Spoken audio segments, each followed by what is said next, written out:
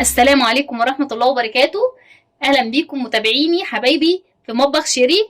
النهاردة هنعمل وصفة جميلة أو تخزين لحاجة جميلة احنا بنحبها، هتنفعنا كتير وهتفيدنا كتير، هتفيدنا للناس اللي عندها أنيميا وعندها نقص حديد، هتنفع معانا. تمام؟ طيب النهاردة أنا هعمل ايه؟ أنا هفرز السبانخ. طبعا يلا بقى بينا نبدأ. ما تنسوش لايك وشير وسبسكرايب وكومنت جميل منكم عشان الفيديو يترفع ويوصل لكل الناس والناس كلها تستفيد زي ما احنا بنستفيد. تمام، يلا بقى بينا نبدأ. انا معايا النهارده انا جايبه سبانخ. انتي هاتي الكميه اللي انتي بتحبيها. انا بجيب مثلا يعني كل مره مثلا اجيب كيلو على اساس ان انا مثلا مرهقش نفسي في الطلبات. انا بجيب كيلو وافرزه وارجع اجيب كيلو وافرزه كده. كل مره وانا نازله السوق اروح جايبه من الحاجه كيلو. انت ممكن كل مثلا صنف انت عايزه تفرزيه هاتي كيلو، هاتي 2 كيلو وفرزيهم، ولو عايزه تكملي تاني هاتي تاني واعملي، بحيث ان الكميه تبقى بسيطه عليك وتفرزيها بسرعه. تمام. طيب النهارده احنا زي ما اتفقنا احنا بنفرز علشان خاطر داخل علينا رمضان، عايزين نلحق قبل رمضان نفرز جميع اصناف الخضار اللي في السوق، واللي احنا دلوقتي دخلنا في شتاء وفي حاجات كتير جميله في السوق. هو حاليا الخضار رخيص جدا، ارخص من الفتره اللي جايه. السبانخ النهارده انا جايباها ب6 جنيه، يعني لما تجيبي كيلو ب6 جنيه وتقسميه على طبختين تحطيه في التلاجة هيبقى موفر معاكي جدا.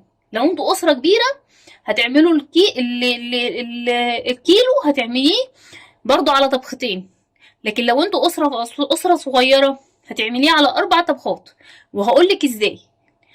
طيب احنا بنعمل كل حاجه. طبعا احنا اتفقنا ان الاكل ملوش قاموس ولا ليه قانون بيحكمه، احنا اللي بنعمل الحاجه وبنصنعها وبنقدر نطلع منها احسن جوده.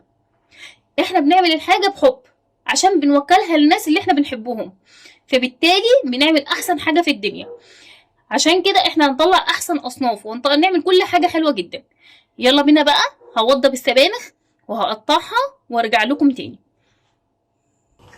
كده يا حبايبي بعد ما عملت السبانخ قطعتها، مسكتها ووضبتها وقطعتها كده زي ما انتوا شايفين.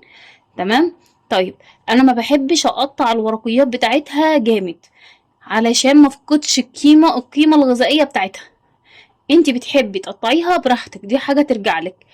وقلنا مليون مره ان الحاجه بترجع للي بياكل واللي بيعمل، مش ليا انا. طبعا دي نص الكميه علشان انا مش هينفع، او اقل من نص الكميه علشان انا مش هينفع اطلع كله في العرض علشان الكادر بتاع الموبايل. هنبدا بقى. الاول هوريكم المحلول اللي المفروض تعمليه في اي خضار وانت بتفرزيه. تعمليه الاول. انا حطيت هنا ميه. انا عملت الموضوع ده 3 مرات وغسلتها قبل ما اعمل المحلول. بحط في الميه ايه؟ بحط خل، سكر، حوالي معلقه. تمام. وبعد كده هقلب كويس جدا، وهجيب المصفى بتاعتي. لازم السبانخ تتحط في مصفى، تتنقع في مصفى. تمام. ما تتنقعش في الحله على طول او في الطبق البلاستيك على طول، لازم تتحط في مصفى تتنقع كده. طبعا علشان برضو الكادر معاكم علشان التصوير، انت هتبقى واقفه على الحوض وهتحطي حله كبيره او طبق بلاستيك كبير ومصفى كبيره وتحطي حاجتك وتغرقيها كويس جدا. انا هجيب شويه محلول تاني انا كنت عاملاهم هوريكم. هكمل بقى شويه المحلول اللي انا كنت عاملاهم. لازم تبقى غرقانه بالمحلول، لازم تبقى غرقانه.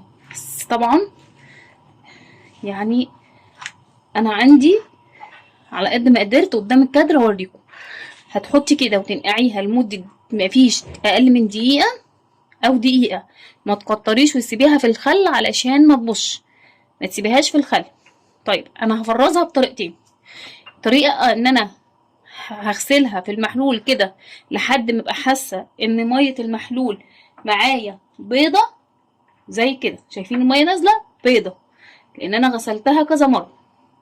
طيب وبعد كده هسيبها تتصفى خالص واوريكم بعد ما تتصفى هعملها ازاي. تعالوا بقى نبدا في الخطوه التانية واوريكم احنا هنبدا نخزن الوصفه التانية ازاي. طيب كده انا حطيت عندي حله فيها ميه، دي طريقه تانية، هي طريقه سهله ما بدون تعقيدات وبدون اي شيء. تمام. هحط معلقه سكر، طبعا معلقه كبيره، انا حاطه بمعلقه صغيره. بعد ما حطيت السكر هحط عصره ليمونه. ليه؟ علشان تحافظ لي على لون السبانخ. كده خلاص غلت الميه، هنزلها مفيش دقيقه، هنزل السبانخ كده.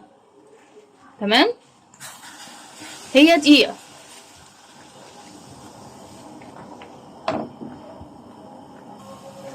كده بعد ما فضيتها في الحله، هي السبانخ مسافه ما بتنزل في الميه بتقل، يعني ما بتبقاش كتيره. هنصفيها بقى ونرجع تاني. كده يا حبايبي بعد ما نقعت السبانخ اللي هي من غير اي حاجه خالص وحطيتها في المحلول بتاعنا، بس انا طبعا حطيتها استعجلت علشان خاطر اصور لكم اخر حاجه، وبعد كده انا هكملها تصفيه وهنشفها جدا. هسيبها لحد ما تصفى خالص، سواء دي او دي. تمام. طيب ودي بقى اللي احنا حطيناها على النار زي ما قلت لكم. انت حابه تخزنيها كده هتخزنيها براحتك، حابه كده براحتك، جربي كده وكده زي ما انا ما عملت لك. تمام. ممكن كمان عايزه اقول لك معلومه، دي بتاخد مكان اكتر في التلاجة لان الكيس بيبقى هايش، بس لما تيجي تطبخيها فبتحطي كيس كبير جدا وفي الاخر تلاقيه نزل شويه صغيرين في الطبيخ.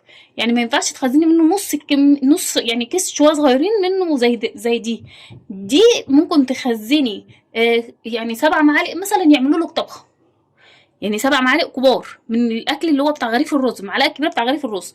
لكن دي لازم يعني دول كده ممكن مثلا لو الاسره صغيره تقسموا على كيسين، لو الاسره كبيره بتحطهم في كيس واحد الكميه دي. تمام. لكن لو دي هتتعمل لو كميه صغيره، لو اسره صغيره هتتعمل على 5 اكياس، لو اسره كبيره هتتعمل على 3 اكياس. يا رب اكون افدتكم، يا رب اكون قدمت لكم حاجه كويسه، ويا رب تكونوا استفدتوا من الفيديو النهارده. وان شاء الله في فيديو جديد القاكم في فيديو جديد على خير، اقدم لكم حاجه تكون جديده وحاجه تكون كويسه تقدروا تستفادوا منها. و لايك بقى وشير وسبسكرايب علشان خاطر اقدر اقدم لكم كل جديد. ويا ريت بقى كومنت جميل منكم كمان يدعمني اكتر. اسيبكم في رعايه الله.